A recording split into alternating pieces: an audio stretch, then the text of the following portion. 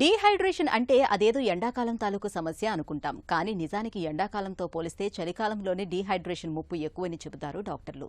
ఎండలు మండుతున్నప్పుడు వేడి, ఉక్కపోతల కారణంగా చెమటలు పడుతూ ఉంటాయి. దీంతో మనకు దాహం వేస్తుంది. కొద్దో గొప్పో నీళ్లను తాగుతూ ఉంటాం. కానీ చలికాలంలో మనకు తీవ్రమైన చలి మూలంగా మనకు పెద్దగా దాహం వేయదు. దీంతో నీళ్లను తాగాలనిపించదు. మరోవైపు చలి కారణంగా తరచూ మూత్రానికి వెళ్లాల్సి వస్తూ ఉంటుంది. ఇంకా పొడిగాలి మూలంగా చర్మంపై తేమ ఇట్టే ఆవిరైపోతూ ఉంటుంది. ఇవన్నీ మన ఒంట్లో డీహైడ్రేషన్ ముప్పును పెంచేవే. ఈ నేపథ్యంలో చలికాలంలో పొంచి ఉన్న డీహైడ్రేషన్ ముప్పు గురించి ఇప్పుడు తెలుసుకుందాం.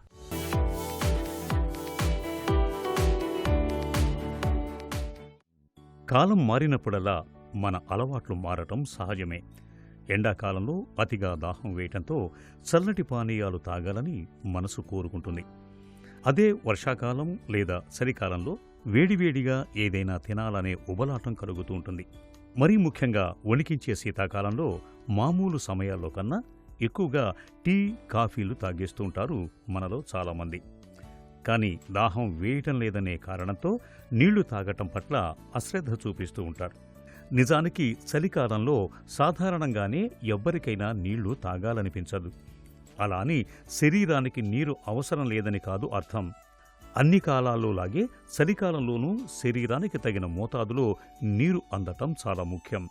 చలికాలంలో మన శరీరానికి తగినన్ని నీళ్లను అందించకపోతే డీహైడ్రేషన్ ముప్పు పొంచి ఉంటుందని హెచ్చరిస్తున్నారు డాక్టర్లు. చలికాలంలో డీహైడ్రేషన్ ఇప్పుడు హైదరాబాద్ నగరం అనుకోండి, ఉత్తర భారతదేశం అంతా కూడా చలి గాలి వీస్తూ ఉంది. దానివలన ఇబ్బంది ఏమిటి? అసలు వ్యక్తులు బయటకు వెళ్ళడం లేదు, దానివల్ల నీరు తాగాలనిపించట్లేదు, ఇబ్బంది వస్తుంది. దానివల్లనే వచ్చేదాన్ని వింటర్ డీహైడ్రేషన్ అంటారు. ఈ డీహైడ్రేషన్ అన్నది ఎందుకు వస్తుంది అని చెప్పాల్సి బ్రెయిన్లో ఉండేటువంటి నీరు శాతం 70 నుంచి 80%. బ్రెయిన్లో 2 భాగాలు ఉంటాయి. పై భాగాన్ని గ్రే మ్యాటర్ అంటాం, లోపల దాన్ని వైట్ మ్యాటర్ అంటాం. ఆ గ్రే మ్యాటర్లో దగ్గర 80% వాటరే ఉంటుంది. అందరూ ముఖ్యంగా గమనించాల్సింది ఏమిటంటే ఏ కారణం వలన కానీ 1 నుంచి 2% కానీ ఈ నీరు కానీ బ్రెయిన్లో ఉన్నది తగ్గిపోతే వచ్చే ప్రమాదం ఇంత అంతా కాదు. వినడానికి చాలా చాలా ఇబ్బందికరంగా అనిపిస్తుంది, కానీ ఇది సైన్స్ ప్రకారం వాస్తవం. ఎంతవరకు అంటే ఇప్పుడు బ్రెయిన్లో ఉండేటువంటి వాటర్ ఎక్కువైనా ఇబ్బందే, తక్కువైనా ఇబ్బందే. బ్రెయిన్లో ఉండే వాటర్ ఎప్పుడు ఇబ్బంది ఎక్కువ అవుతుంది?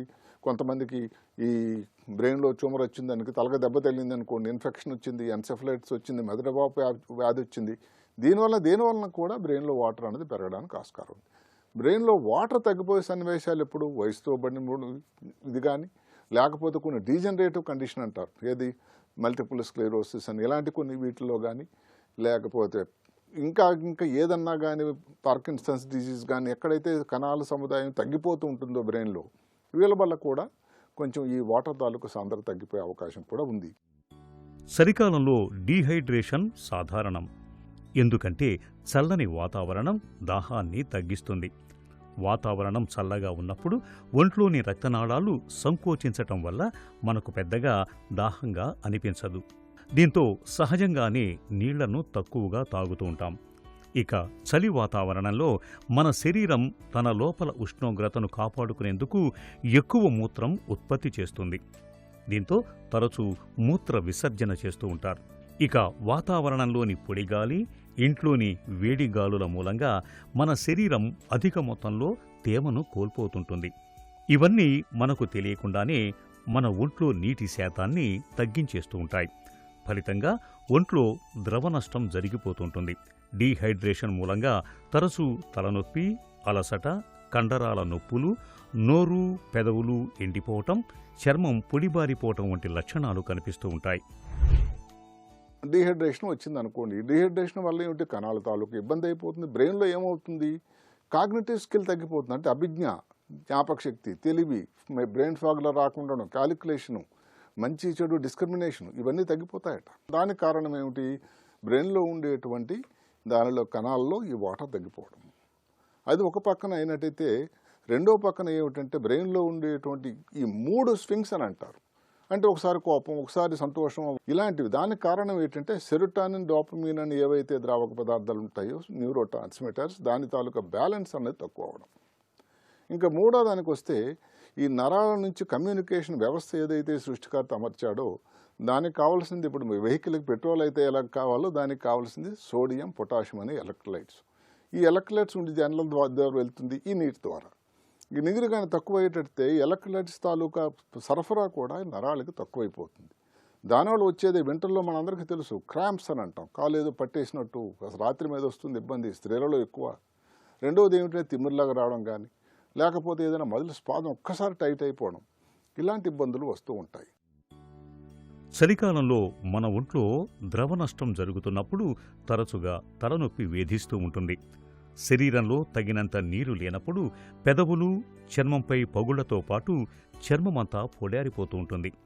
తీవ్రమైన చలి వల్లే చర్మం పొడిబారుతోందని అనుకుంటారు, కానీ అందులో వాస్తవం కొంతే. డీహైడ్రేషన్ మూలంగా కూడా చర్మం పొడిబారుతుందని గుర్తుంచుకోవాలి. చలికాలంలో దప్పిక వేయలేదనే సాకుతో మనలో చాలామంది సరిగా నీళ్లను తాగారు. దీంతో నోటి లోపల లాలాజల గ్రంథుల్లో నీరు తగ్గిపోతుంది. ఫలితంగా లాలాజలం తగినంత ఉత్పత్తి కాదు. దీంతో నోరంతా ఎండిపోయినట్లుగా అవుతూ ఉంటుంది. తరచూ నీళ్లను తాగకపోవడంతో మూత్రం కూడా చాలా తక్కువగా వస్తూ ఉంటుంది. మూత్రం పసుపు రంగులో రావటం, తక్కువసార్లు మూత్ర విసర్జనకు వెళ్లటం, మూత్ర విసర్జన తర్వాత మండుతున్నట్లుగా అనిపించటం, ఇవన్నీ ఒంట్లో నీటి శాతం తగ్గిందనటానికి సంకేతాలే. ఒంట్లో నీటి శాతం తగ్గినప్పుడు అది గుండెపై ఒత్తిడిని పెంచుతుంది. ఇలాంటప్పుడు ఛాతీ అంతా బరువుగా అనిపిస్తూ ఉంటుంది. ఇవన్నీ చలికాలంలో డీహైడ్రేషన్ తెచ్చిపెట్టే సమస్యలే.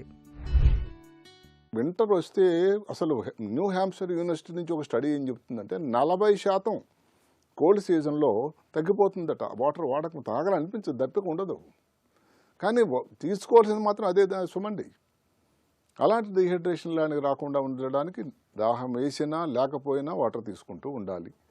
ప్రతిసారికి నీకు అనిపించినప్పుడల్లా తీసుకుంటూ ఉండాలి. ఏదన్నా కానీ వేడి నీళ్ళలో కానీ కొంచెం తేనె కానీ లేకపోతే ఏమైనా ఫ్రూట్ జ్యూస్ కానీ కలిపి తీసుకున్నా బాగానే ఉంటుంది. ఎవరికైనా ఇష్టమైనటువంటి సూప్ కానీ ఇలాంటివి తీసుకోవచ్చు. ఎక్కువగా వాటర్ కంటెంట్ ఉన్నటువంటి భోజన పదార్థాలు ఆరెంజెస్ కానీ, లేకపోతే టమాటోస్ కానీ వెజిటబుల్స్లో కానీ, లేకపోతే క్యారెట్ లాంటి వెజిటబుల్స్లో కానీ ఎక్కువ వాటర్ కంటెంట్ ఉంటుంది. దానివల్ల కూడా తెలియకుండానే నీరు తాలూకు సరఫరా బాగానే ఉంటుంది.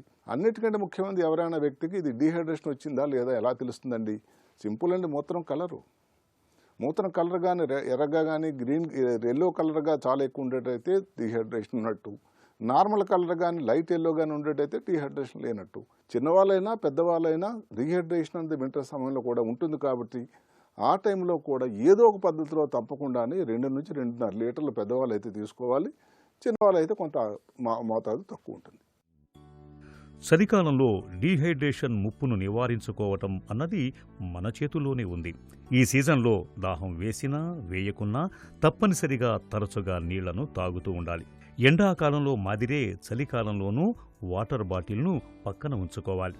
చలికాలంలో ద్రవాహారాల్ని, ముఖ్యంగా వేడి నీరు, హెర్బల్ టీలు, సూపుల్ని తరచుగా తాగటం మేలు.